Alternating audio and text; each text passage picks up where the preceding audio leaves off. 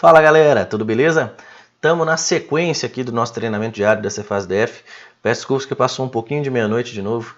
Eu tive uma maratona intensa de gravações, gravei até 15 para meia-noite hoje, tá? E acabou que eu cheguei em casa agora e eu só consegui fazer agora a questão do dia, beleza? Hoje a questão é mais rapidinha, mais tranquila, mas não é só de questão difícil que a gente vive, né? Vamos fazer uma questão mais de boa hoje para você recordar um conceito bacana. Vamos lá. Em relação ao comportamento maximizador do consumidor, tá? Lembra, o consumidor tem um comportamento maximizador mesmo, tá? Ele sempre quer maximizar a sua utilidade. Sempre quer maximizar o seu bem-estar. Pode ser utilidade, tanto utilidade quanto bem-estar. Totalmente correto com relação à postura do consumidor no mercado. Julgue o item a seguir. Vamos lá. Duas curvas de indiferença bem comportadas não se cruzam, tá? Vamos lá. 3 termos técnicos. Curva de indiferença, bem comportada e não se cruzam. Gente, guarda no seu coração. As curvas de indiferença nunca se cruzam. Ok? Curvas de indiferença nunca se cruzam.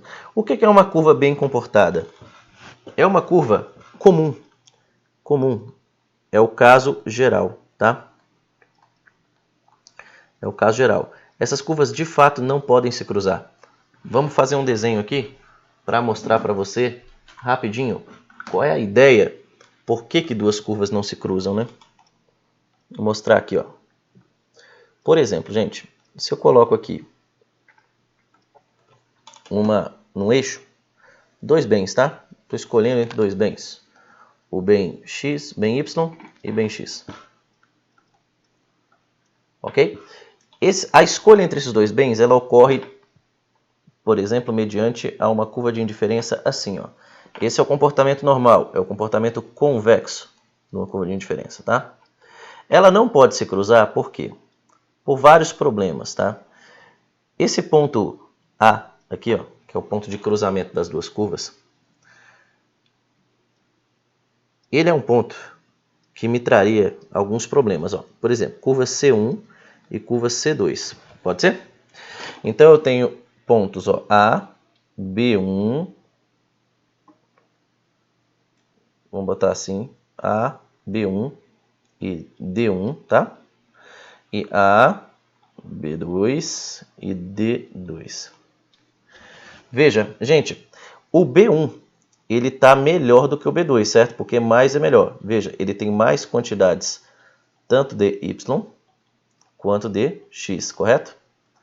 Se ele tem mais quantidades dos dois e vale a monotonicidade, o que a monotonicidade diz para mim? Que B1 é melhor do que B2, certo?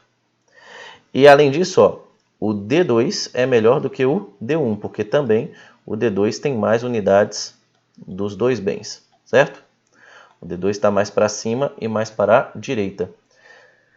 Beleza? A monotonicidade me diz que o D2 é melhor do que o D1. Mas espera, a curva C2 é uma curva de indiferença.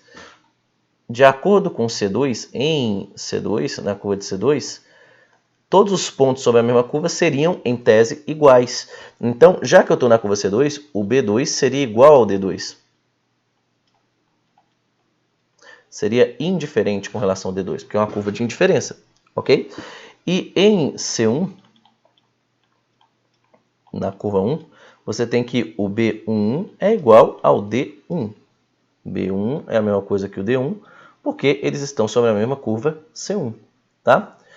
Beleza, como eles estão sobre a mesma curva, você sabe que B1 é melhor que B2, D2 é melhor do que D1. Só que D2 é a mesma coisa que B2, não é isso? Vamos substituir? B2 é melhor que, ó, e D1 é a mesma coisa que B1.